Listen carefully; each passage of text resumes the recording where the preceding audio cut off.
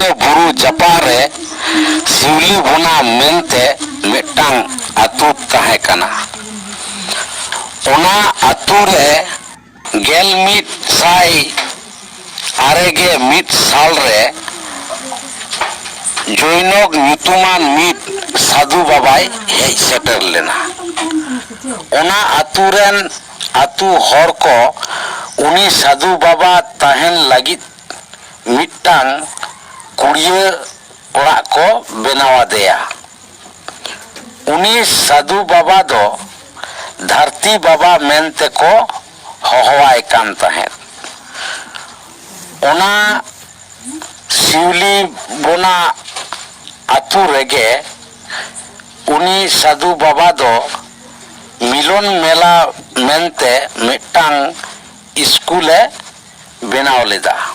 ओंडे गे ओना सिवली बोना अतु रेन सानाम गिद्रे को ओलो पढ़ाका।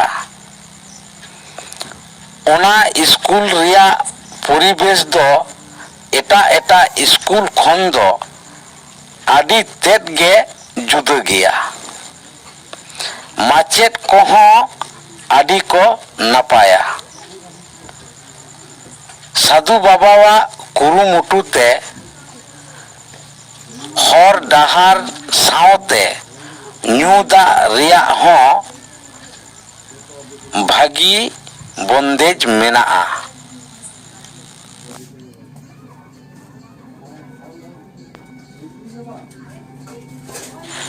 बाकुड़ा जिला रिया सुसुनिया बुरु जपारे सिवली बोना मेनते मिट्टांग अतु ताहे कना।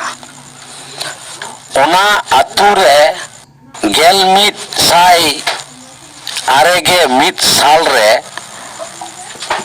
जैनोग ᱧᱩᱛᱩᱢᱟᱱ मिट साधु बाबाई हेज सेटर लेना।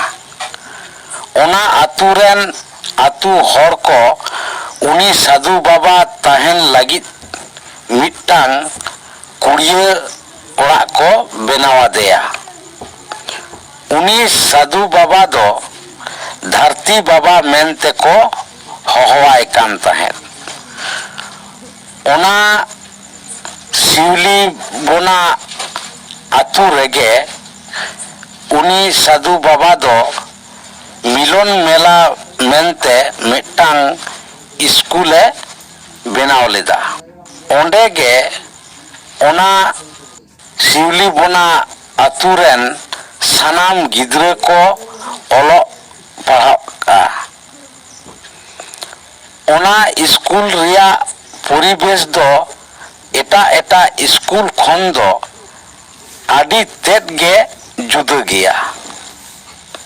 माचेद कोहों आदि को नपाया। साधु बाबावा कुरुमुटुते हर डाहार सावते ᱧᱩᱫᱟ रिया हों भागी बंदेज मेनाआ।